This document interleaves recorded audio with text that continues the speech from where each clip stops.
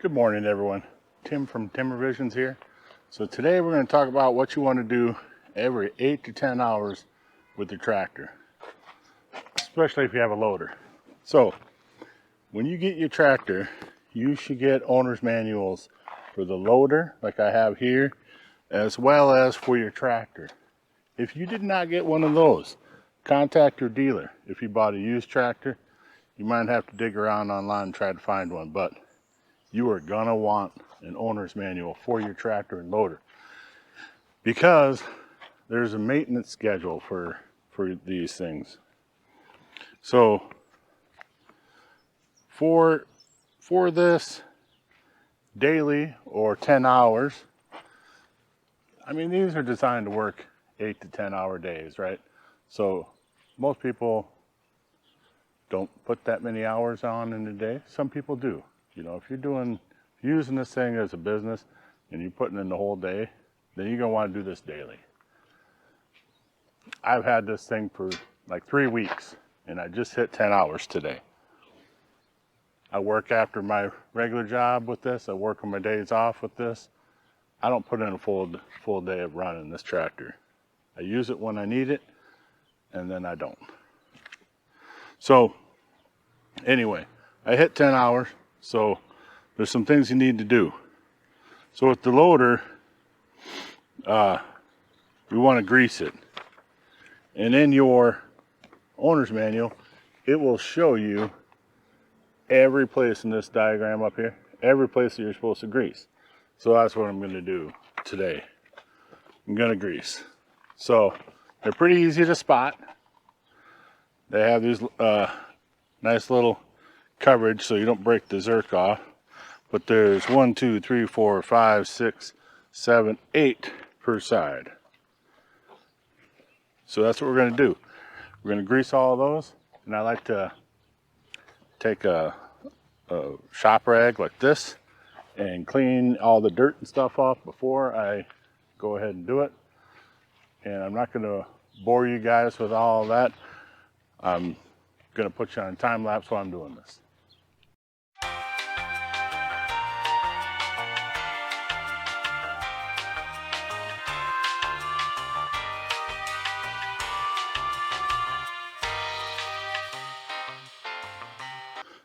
So that's pretty simple, right? I mean, it doesn't take very long at all.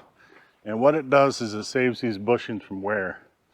And, you know, you keep that grease in there and those pins don't have metal on metal. You got grease in there to keep everything happy.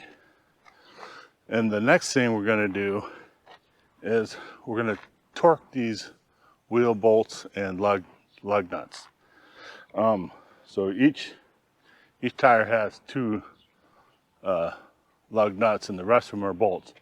But they all need to be torqued front and back to 150 foot-pounds of torque.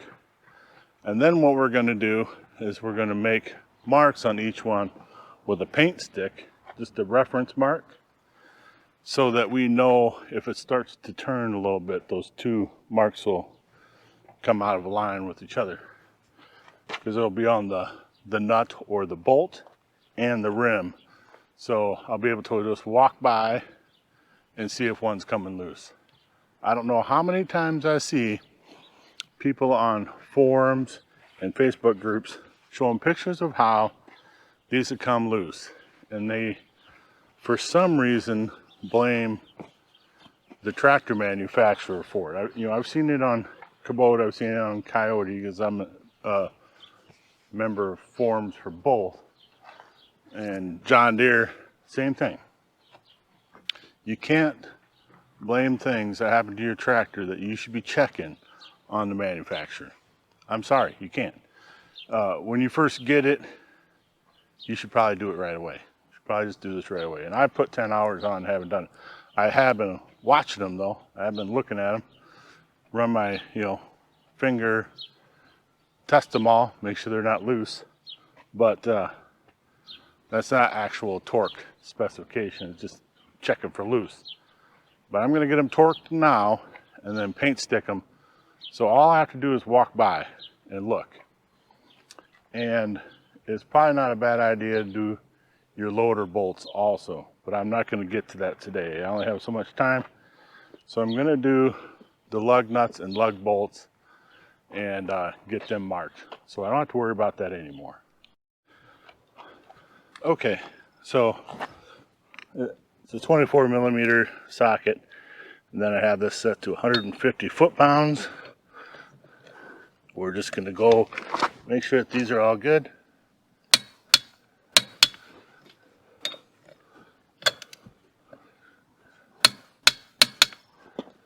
Some of these I have been getting just a little bit. But you have to keep in mind the range was like 144 to 166.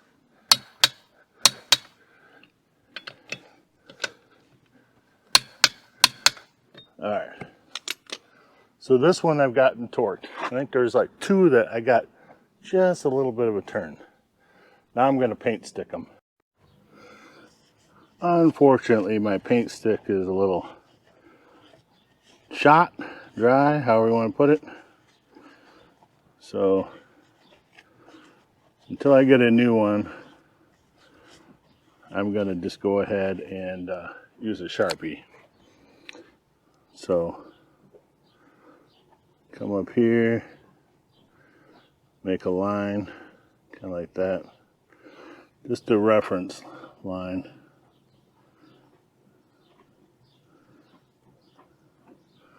Something I can see just walking by easily.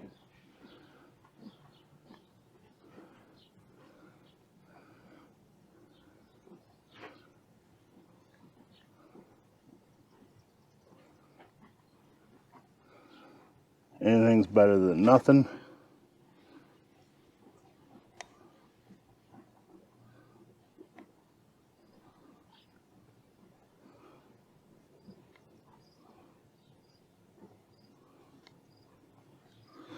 There, got those all marked up. Now I'll do it on the other three. Okay, there's one that I showed you marking. Here's the back one on the left side as you're looking forward.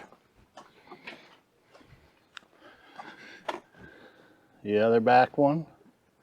Like I said, I'll get a paint stick and we'll do these right. But all of these are torqued to the proper specifications. So they should be good for the next 10 hours. So my plan is to do this every 10 hours when I grease. I'll just check the torque on these bolts. 24 millimeter socket, torque wrench. Doesn't take a whole lot to do. And it saves a ton of headache in the future. See so many guys talk about, oh, my wheel bolts or lug nuts came loose. You got no one to blame but yourself, honestly. You know, I feel for you. I wish it hadn't happened. But people, if you have equipment, you have to maintain it. And doing this is part of maintaining it. These things work hard for us. They make so many things so much easier. The least you can do is properly maintain them. So anyway, I'm gonna get off my soapbox now because I'm certainly not perfect, but I'm gonna do everything that I can to help maintain my tractor. And I hope that I help you to maintain your equipment if you have it, or if you're thinking about getting one, getting something. Everything has a maintenance schedule. And most things are on an 8 or 10 hour regiment. You get to like the 50 hour, the 100 hour, you got other things to do. Change oil, change filters and things like that. And when we get to that point, I will certainly bring you guys along to show you, just as I did with the subcompact tractor as well. So hopefully this was informational. I'm not an expert, but I am somebody that is on my second tractor, and I've learned a few things, and I want to pass that information on to you folks. Anyone who's new or is thinking about getting a tractor. It's very valuable information that you can use to help make your tractor last longer and be there when you need it to be there.